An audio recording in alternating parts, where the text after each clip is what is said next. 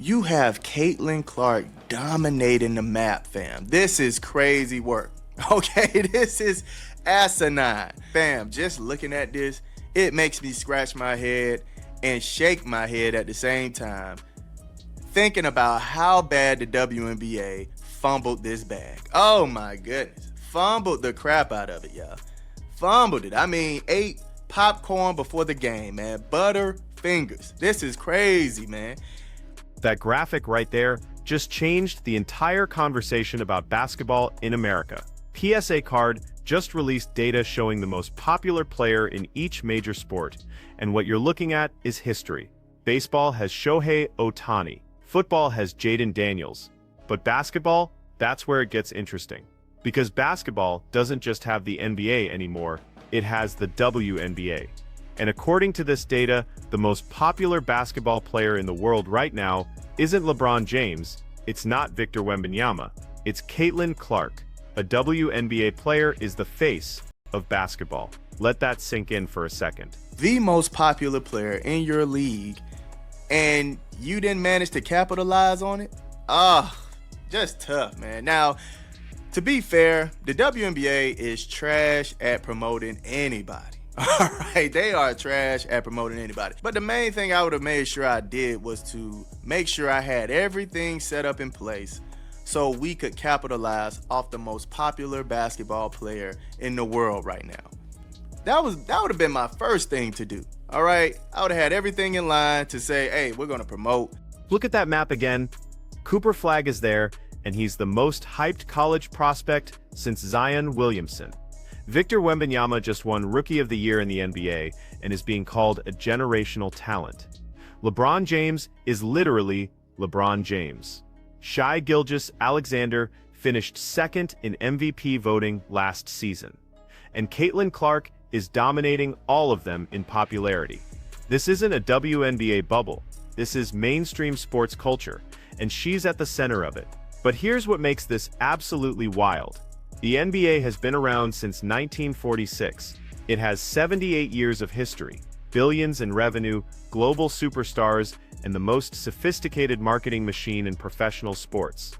And a second-year WNBA player just became more popular than every single one of their athletes. We're going to get this fan base to watch, and we're going to get this fan base to support the WNBA.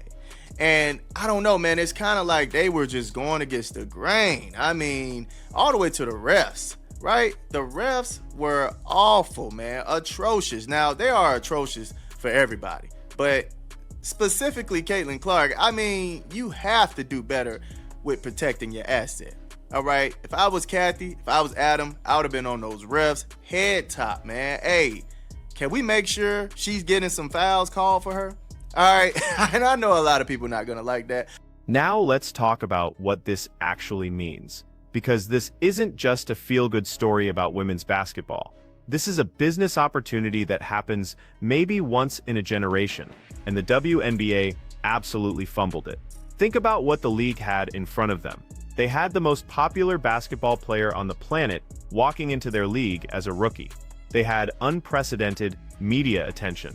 They had sold-out arenas in cities that had never cared about the WNBA before. They had viewership numbers that shattered every record in league history, and what did they do with it? They let referees turn games into wrestling matches. They allowed veteran players to publicly dismiss her impact. They gave her Rookie of the Year trophy via phone call while hand-delivering MVP trophies to other players. They scheduled her games at times that conflicted with major sporting events. They failed to protect their most valuable asset, and now we're sitting here talking about what could have been. First, and then I'll get into what I wanted to talk about. Speaking of that young talent, besides some terminology and some slang and swag, like, what else do you think they can teach you? They can add to my bag. Honestly, there's some new things. Paige did a little like in and out and like hook layup in practice, and I was like, I'm gonna try that and I'm gonna add that to the bag. We talk about Caitlin's range and being able to do that off the dribble, so I want to get better off the dribble. So those are the few things. Sonia was there, Citron was there, and her ability to create space off of the pull-up is really cool. So there's little tidbits you can always get from somebody's game, no matter what age they are. I love that. So Chelsea Gray admitting that, hey, Caitlin Clark got a little bit in her bag. Chelsea Gray just said something that most veteran players would never admit publicly. She wants to add Caitlin Clark's off-the-dribble shooting to her game. This is a two-time WNBA champion, a Finals MVP, one of the best point guards in league history, and she's studying a second-year player's film. That tells you everything you need to know about the level of skill we're talking about here. But notice what else she said. She mentioned Paige Buecher's in-and-out hook shot. She talked about Sonia Citron's ability to create space on pull-ups. Chelsea Gray is 32 years old, has won everything there is to win in this league, and she's still learning from players who haven't even hit their prime yet. That's not just humble, that's smart basketball, because the game is evolving, and if you're not evolving with it, you're getting left behind. And that coming off the dribble, shooting off the dribble, which I think she's pretty decent at, honestly, but maybe she talking about shooting the threes, I don't know. But, you know, you can learn from the young guns, right? She also stated about how Paige Buecher's had a little in and out hook shot that she would like. Main thing that I want to get at is you're never too old to learn from anybody, right? And the reason I say that is because I've seen a couple people saying, well, you know, Kelsey Mitchell and Aaliyah Boston, they played better without Caitlin Clark this year or last year. Going into the playoffs, going all the way to the conference finals. They think that they're better without Caitlin Clark. I saw a few of those conversations going on Twitter, and basically the way that I see it is just because Caitlin Clark was off the floor doesn't mean she wasn't having hands-on with this team, man. Now here's where this conversation gets complicated, because there's been this narrative floating around social media that Kelsey Mitchell and Aaliyah Boston played better without Caitlin Clark during the 2025 playoffs. The Fever made it to the conference finals, and some people pointed to that as evidence that Indiana's core didn't actually need their star point guard to succeed.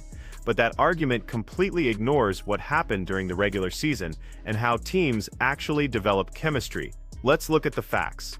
Before Caitlin Clark joined the Fever, Kelsey Mitchell had never made the playoffs in her entire career. 7 seasons in the league, 0 playoff appearances. Aaliyah Boston was a rookie on a team that went 13-27. They had Christy Sides as their head coach, the same coach who was there during Caitlin's rookie year, and they couldn't get it done. Then Caitlin shows up, and suddenly they're not just making the playoffs, they're competing for a championship. Where she was sitting in the middle of the team during timeouts, during breaks, and giving advice about things, man. And then also we saw Kelsey Mitchell in an interview. She was saying, you know, I come over to the sideline, I would get advice from Caitlin Clark, I would get advice from Sydney Colson. So, you know, I would say just because she's off the floor doesn't mean she didn't have her hands on this team. She was helping with perspective. She was helping in other ways that impact how Kelsey Mitchell was thinking. And here's what people miss when they talk about Caitlin's impact. Basketball isn't just about what happens when you're on the floor, it's about how you change the way your teammates think about the game. We saw the footage during the playoffs. Caitlin was on the bench during timeouts, sitting in the middle of the huddle, talking through defensive schemes and offensive sets. Kelsey Mitchell said in multiple interviews that she would come to the sideline and get advice from both Caitlin and Sydney Colson about what she was seeing on the court. That's not a player who's disconnected from the team, that's a floor general who's impacting winning even when she's not playing, and the results speak for themselves. Kelsey Mitchell had the best playoff performance of her career. Aaliyah Boston looked like a completely different player than she did in her rookie season. That doesn't happen by accident. On the internet, and it doesn't look good at all. But I do want to tell you guys that this isn't the final number, right? This is just, I believe, a certain age group. I think it's like 18 to 49, and they didn't necessarily count everybody who was watching on HBO Max, all that good stuff. I think it will finish around 200,000, 190,000 like it did last year. I don't think it'll be an increase like that, although they did add a good amount of new players, new young bloods, right? New youngins. But looking at the numbers for the Breeze and Phantom game, it was 40,000. I think this was the game that was on during the Iowa game. And then this game. So let's talk about Unrivaled, because the viewership numbers that came out last week had people panicking on social media. The first game between the Breeze and Phantom pulled 40,000 viewers during the Iowa game window. The second game, Roses versus Lunar Owls, had 30,000 on TNT and 20,000 on TRU TV. And immediately, people started saying the league was a failure and that nobody cared about women's basketball without Caitlin Clark. But here's what you need to understand about those numbers. They're incomplete. Those figures only represent the 18 to 49 demographic watching on traditional cable. They don't include HBO Max streaming numbers, which is where a huge chunk of younger viewers are watching. They don't include out-of-home viewing at bars and restaurants. They don't include the international audience.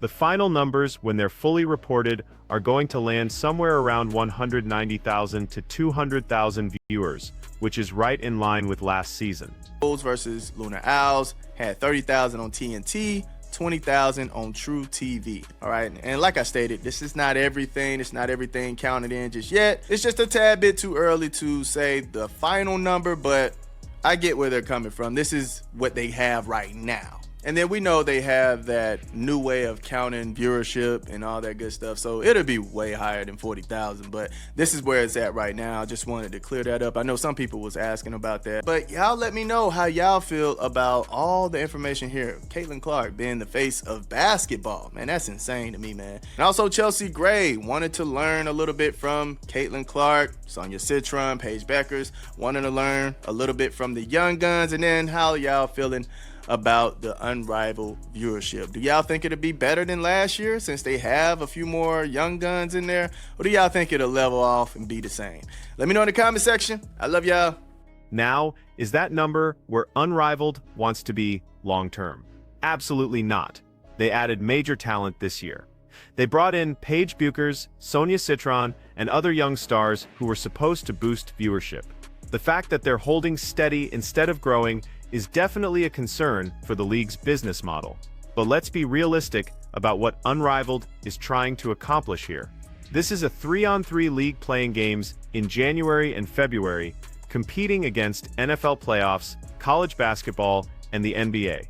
They're trying to build something that's never been successfully built before, a viable off-season league for women's basketball that can pay players six figures and actually turn a profit. That doesn't happen overnight. The NBA Summer League took years to become profitable. The Big Three has been around since 2017 and still isn't a major television draw. Building a new basketball league is hard, and expecting instant massive success is unrealistic. The real question is whether Unrivaled can sustain itself long enough to build a loyal audience. And right now, with the financial backing they have and the talent they've assembled, they've got a legitimate shot at making this work. But it's gonna take time, patience, and probably a few more years of investment before we know if this model is sustainable.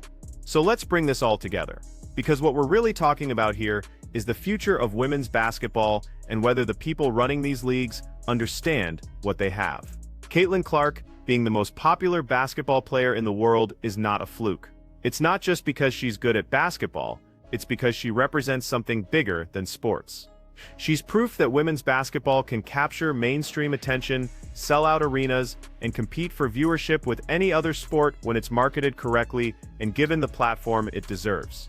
But here's the problem. The WNBA had that opportunity handed to them on a silver platter, and they treated it like just another rookie season. They didn't adjust their officiating standards to protect their biggest star from getting physically targeted every night. They didn't restructure their schedule to maximize her visibility. They didn't invest in the kind of production quality and promotional campaigns that would have capitalized on the moment, and most importantly, they didn't create an environment where casual fans felt welcomed into the league, instead of lectured about why they should have been watching all along. Think about what the NBA did when LeBron James entered the league in 2003. They changed how they marketed basketball. They built entire campaigns around his star power. They made sure the officiating protected him without making it obvious. They scheduled his games in prime television slots. They understood that LeBron wasn't just a talented player, he was a business opportunity that could transform the league's financial future, and they were right. LeBron's arrival marked the beginning of the NBA's global expansion and its evolution into a multi-billion-dollar entertainment empire. The WNBA had that same opportunity with Caitlin Clark, and they just didn't execute. And what makes it even more frustrating is that this wasn't complicated. The blueprint was right there. You protect your star, you promote your star, you build your entire marketing strategy around your star, and then you use that attention to elevate everyone else in the league. That's how you grow a business. That's how you turn casual interest into long-term fandom.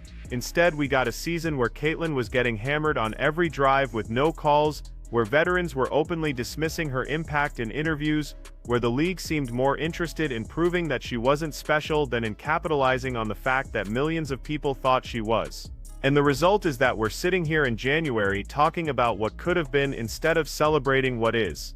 Now, does that mean the WNBA can't recover from this? Of course not. Caitlyn's still going to be the most popular player in basketball next season. The attention isn't going away. But the window for maximizing that attention is closing, because right now she's new and exciting, and everyone wants to see what she does next.